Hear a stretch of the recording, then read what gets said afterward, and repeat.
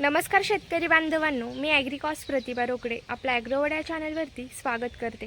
तर शेतकरी बांधवांनो, सध्या बऱ्यापैकी शेतकऱ्यांनी वाटाणा या पिकाची पेरणी केलेली आहे आणि वाटाणा या पिकावर दिसून येणारी मुख्य समस्या म्हणजे भुरी असेल, करपा असेल, त्याचबरोबर इतर बुरशीजन्य रोग असतील। तर याच्या नियंत्रणासाठी आपण कोणते कंटेंट असलेले स्प्रे घेतले पाहिजे, त्याचबरोबर किडींचाही प्रादुर्भाव वाटाणा या पिकावर झालेला दिसून येतो। तर याच्या नियंत्रणासाठी आपण कोणते कंटेंट असलेले औषध घेतले पाहिजे याबद्दल मी तुम्हाला सविस्तर माहिती सांगणार आहे। त्यासाठी तुम्ही आपला व्हिडिओ हा शेवटपर्यंत व्यवस्थित बघा, जेणेकरून तुम्हाला सविस्तर माहिती होईल।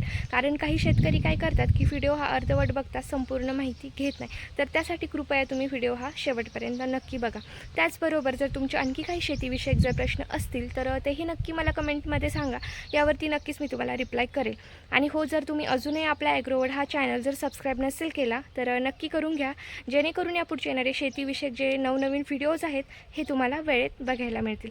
चला तर आजच्या व्हिडिओला आपण सुरुवात करूया। तर शेतकरी बांधवांनो, सध्याचं वातावरण जर आपण बघितलं तर सतत येणारा रिमझिम पाऊस व ढगाळ वातावरण, तर अशा ढगाळ वातावरणामुळे पिकांवर आपल्याला वेगवेगळ्या बुरशींचा प्रादुर्भाव हा दिसून येतो। त्याचबरोबर काळा मावा असेल, अळी असेल, थ्रिप्स असतील, तर अशा किडींचाही प्रादुर्भाव हा जास्त प्रमाणात आपल्या वाटाणा या पिकावरती झालेला दिसून येतो। तर याच्या नियंत्रणासाठी आपल्याला एक कॉम्बिनेशनमध्ये स्प्रे घेणं हे महत्त्वाचं आहे। तर यामध्ये आपल्याला एक कीटकनाशक घ्यायचं आहे, एक बुरशीनाशक घ्यायचं आहे व यामध्ये आपल्याला एक टॉनिकचाही वापर करायचा आहे। तर बुरशीनाशकमध्ये आपल्याला UPL कंपनीचं जे साप हे बुरशीनाशक आहे हे घ्यायचं आहे। यामध्ये कार्बेंडाझिम प्लस मँकोझेब 63% WP फॉर्म्युलेशनमध्ये प्रेझेंट आहे। तर याचं प्रमाण घेताना हे तुम्हाला प्रति लिटरसाठी 2 ग्रॅम असं घ्यायचं आहे। म्हणजे जर तुमचा 20 लिटरचा पंप असेल तर तुम्हाला 40 ग्रॅम याचं प्रमाण घ्यायचं आहे, किंवा जर तुमचा 15 लिटरचा पंप असेल तर यासाठी तुम्हाला 30 ग्रॅम असं याचं प्रमाण घ्यायचं आहे।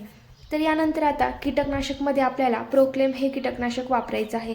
यामुळे संपूर्णपणे अळ्यांचं नायनाट होईल व थ्रिप्स वगैरे जे फुलांवर बसतात तर हेही बसणार नाही व फुलगळही यामुळे होणार नाही। कारण काही काही कीटकनाशक असे असतात की त्यामुळे फुलगळ होते आणि आता सध्या बऱ्यापैकी वाटाणा हे पीक फुलावर आलेलं आहे।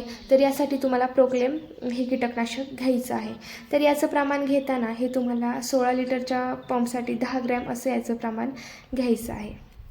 तर हे झालं कीटकनाशक।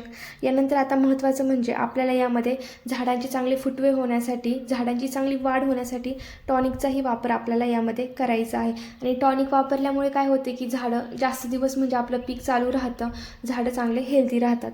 तर यामध्ये आपल्याला सिजेंटा कंपनीचं जे इसाबियन म्हणून जे औषध आहे हे आपल्याला यामध्ये वापरायचं आहे। तर हे एक बायोस्टिम्युलंट आहे, यामध्ये अमायनो ॲसिड हे प्रेझेंट आहे। यामुळे झाडांमधील सेल डिव्हिजन होण्यासाठी मदत होते, म्हणजेच पेशींचं विभाजन होण्यासाठी मदत होते व झाडांची कार्यक्षमताही सुधारते। तर याचं प्रमाण घेताना हे तुम्हाला 1 लिटरसाठी 2 ml असं याचं प्रमाण तुम्हाला घ्यायचं आहे। म्हणजे जर तुमचा 20 लिटरचा पंप असेल तर तुम्हाला याचं प्रमाण हे 40 ml असं घ्यायचं आहे। तर यामुळे सहजी झाड कोणत्याही रोगांना बळी पडत नाही। तर अशा पद्धतीने तुम्हाला या 3 औषधांचा कॉम्बिनेशनमध्ये वापर करायचा आहे आणि व्यवस्थित फवारणी ही आपल्या वाटाणा या पिकावरती करायची आहे। तर शेतकरी बांधवांनो, व्हिडिओ पूर्ण बघितल्याबद्दल मनापासून धन्यवाद। असंच आपल्या चॅनलला कनेक्ट राहा। त्याचबरोबर जर तुमचे आणखी काही शेतीविषयक जर प्रश्न असतील तर नक्की मला कमेंटमध्ये कळवा, यावरती नक्कीच मी तुम्हाला रिप्लाय करेल।